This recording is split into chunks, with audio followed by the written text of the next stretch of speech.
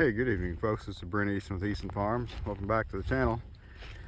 Well, I'm sorry it's been a long time since I uploaded any videos for everybody, but boy, our drought here is just pretty raunchy. It finally broke and we've had, I don't know, 6 or 7 inches of rain since, but boy, it was rough. We do not have the stockpile of forage that we usually do, so of course a lot of our forage here on this farm is a mix of native warm season grasses, and they're always brown this time of year anyway. The cool seasons that are usually mixed in here are really knocked down. We rotational grazed as planned all through summer, but shoot, I think we went 3 or 4 months there without hardly any rain at all. So I mean, considering all of that, our forage looks really good, but there's no way of putting a super good spin on it. It is what it is. But as you can see, the sheep are all doing really well. They'll find feed anyway. I've got a salt tub over there. Those are going to mineral tub.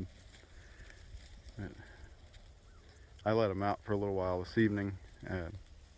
I need to set a new paddock up, but I've got a big 3-wire pen over there that I've been keeping them in every night, so I'll let them out for an hour or so of an evening, and I sneak a bale of hay in over there while they're not in there, and I run them back in, put them up for the evening. So I had a couple of lambs lost to coyotes here, so I had to tighten down some paddock restrictions here on them and keep them tightened up with the dogs. So since I started doing that, we haven't lost any more. So if they had gotten, well, it's kind of a long story. I'd set these semi-permanent paddocks up, and when we got so dry over summer, the electric fence didn't work worth a darn. So they were staying in a nice group and kind of moving themselves around, and I was keeping tabs on them a couple of times a day, and that was going okay.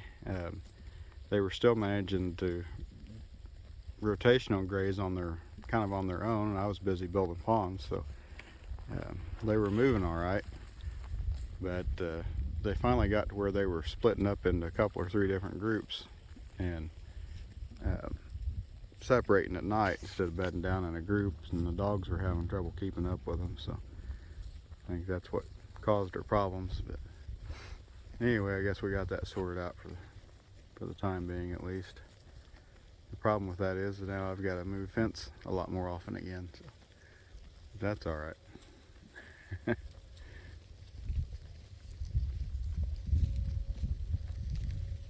Yeah, they look really good. Everybody's fat, fleshed out really well. I've already got the rams in with the ewes, so I know somebody will probably point that out. We're close enough to December at this point, I'm not too worried about it. We may have an extended, drawn out lambing season anyway, but I did have a couple of accidents over summer where rams got out of their hardwired pen down here. As I mentioned, the electric fence just got to where it didn't work worth a darn, so the ground was so dry I didn't have enough grounds, and there literally wasn't any way of getting enough grounds. That hardwired pen is made of a few fiberglass posts, but mostly steel T-posts with plastic insulators, and most of those posts are actually ground rods. So my bottom wires are ground, and I've just got regular fence clips on most of that, so there's no way that wasn't grounding well. But yet I was still having rams get out of that once in a while. In fact, I even had some ewes get in there when we were running close here. But anyway, it is what it is. I should have some other properties on the ranch fixed up to where I can keep bulls separated from the main herd and rams separated from the main flock next year. So we've got ponds in place, fence in place, mostly. Still working on that some. And I got cover crops in this fall, but it was so late. By the time we got enough rain to plant anything, they had time to germinate and get up, but they're not big enough to graze yet. So they may not be big enough to graze till spring. But they are in, so they look good for conditions that they had.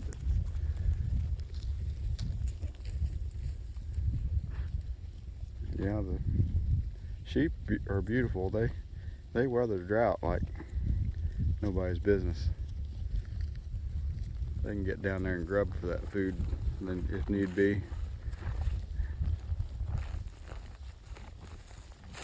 Luckily, I think the couple of losses that we had were ram lambs, and we've got scads of those, but that doesn't make it acceptable by any means.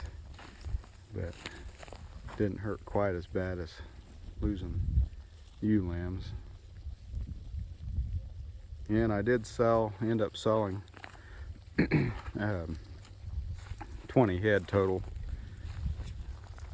So back there, a month and a half ago, I think. And I did end up turning loose of a few ewes in that bunch. So. But, you know, comes a point when you gotta decide whether you've got enough to keep for yourself and build off of and spare some for maintenance costs or not. And I had people wanting them, and we were gonna need hay for this winter more than what I had, so I made the executive decision, I guess, to go ahead and sell a few. But you can't hardly tell that they're missing. We had a lot, so blessed with a very good lambing season this year, and hopefully that continues on through next year, and we can sell even more next year maybe. So, I'm gonna have to get rid of some of these rams. I've got too many.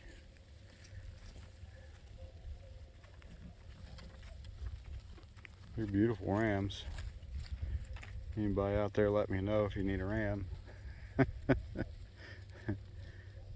These range in age from, I think there's only one that I've had since late 2019. The rest of them have been born since then. I think there's a couple from 2020, and then all of the older ones besides those are from 2021, you know, last year. So then we've got a bunch from this year. I think I've got probably 50. So. Quite a few. But anyway, yeah, I'm gonna leave this video off here and let them eat for a few more minutes here and get them put up. It's getting pretty close to dark here, so I'll leave this video off here. We'll catch everybody in the next video. Y'all take care. Hope everybody had a good Thanksgiving. See you later. Bye-bye.